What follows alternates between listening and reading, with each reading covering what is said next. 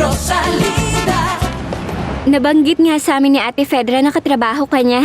Kung ganun, pumasok sa trabaho si Fedra. Oo, hindi mo ba siya nakita? Hindi, marami ako inasikaso sa labas buong umaga at hindi pa ako nakakabalik sa opisina. Kaya dumaan ako dito para malaman kung kumusta na siya. Ayos lang siya. Meron ka bang gustong ipasabi? Wala, salamat. Mauna na ako. Ayaw mo bang pumasok para magkape? Sa susunod na lang, kailangan na ako sa opisina. Pasensya ka na nakita mong ganito ang itsura ko. Hindi ko naman napansin yun. Sige, alis na ako. Ingat ka, Anibal.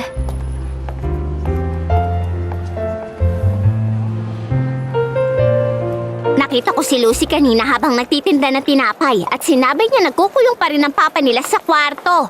Ayaw kumain kahit ano, ayaw matulog. Nawala kay Javier ang taong nakasama niya ng ilang taon. Kaya normal lang ang ginagawa niya ngayon. Hindi nga siya pumapasok sa trabaho, hindi ba? Wala siyang pakialam sa mga anak niya. Pinapalayas niya, pinahihirapan at sinisigawan niya. Pinagbubuntungan niya ng galit ang mga yon at sobrang nahihirapan ang mga bata. Kailangan nating tulungan si Javier. Isasara ko na ang tindahan ngayon dahil wala rin naman bumibili sa akin. Pupuntahan at kakausapin ko siya. Pwede mo ba akong samahang kunin yung mga paninda at sabay tayong pumunta doon? Tayo? Becky, tumagos talaga sa puso ko ang bawat salita sa kantang isinulat niya. Napaka-romantiko naman pala ng boyfriend mo, Rosalinda. Kaya siguro nahulog ako sa kanya ng ganong kabilis. Alam mo ba kung saan siya nakatira? Hindi pa, Lolo.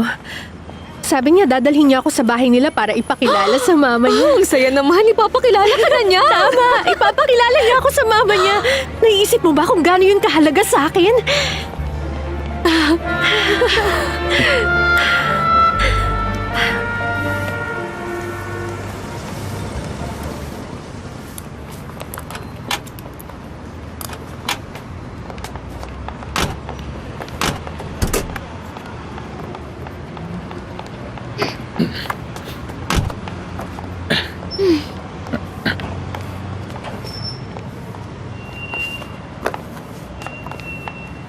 Pupuntahan ko si Javier.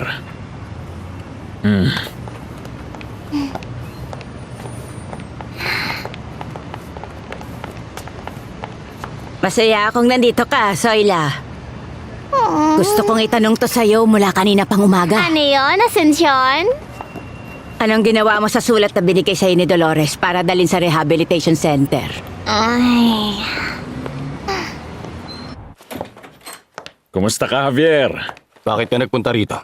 Inutusan ka ba nila? Nila? Mga anak mo sila? Javier, lahat naman tayo may katapusan din. Oo, sobrang hirap mawala ng isang matapat at mapagmahal na asawa tulad ng kaibigan kong si Dolores. Ayoko nang maalala! Ayoko na!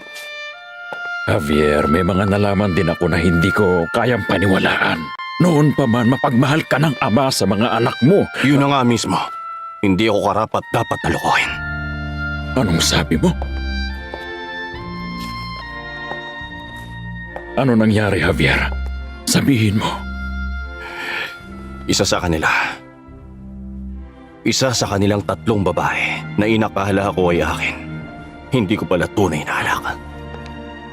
Nagbibiro ka ba, Javier? Si Dolores mismo nagsabi sa akin bago siya nawala. Isa sa kanila hindi ko anak. Hindi ko alam kung sino sa kanila. Hindi ko alam. Hindi niya nasabi sa akin.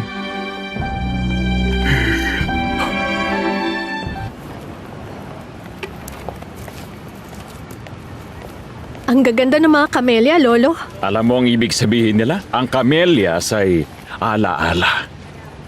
Alaala po. Oo! Nung panahon ko, nakalagay sila sa isang kahon katabi ng isang liham ng pag-ibig at isang panyo kung saan ginamit yon para punasan ang luha ng taong yun. Pero hindi mangyayari yun sa'yo, Rosalinda. Alam ko sobrang magiging masaya ka kasama ang lalaking yun, kaya naman nagustuhan ko siya. At naniniwala akong magiging isang mabuting biyanan ang nanay niya sa'yo. Nako, hindi, Lolo. Hindi biyanan. Kundi isang pangalawang ina. Yun sana ang hinihiling kong mangyari. Dahil nawalan na ako ng ina. Mamahalin ko ng buong puso ang mama ni Fernando Jose na para ko siyang tunay na ina. Sana mahalin niya rin ako na parang tunay na anak. Siguradong mangyayari yan, Iha. Hindi ba't boyfriend mo yun, Rosalinda? Siya nga po. Naku, hindi naman siya nagsabi sa akin. Ano pong itsura ko? Maganda ka, Aida. Talaga? Sobrang ganda. Aalis na po ako, Lolo. Mamaya na lang.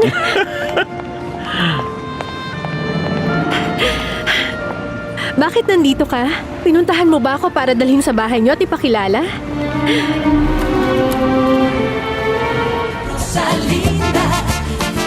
Rosalinda. First, I'm very blessed.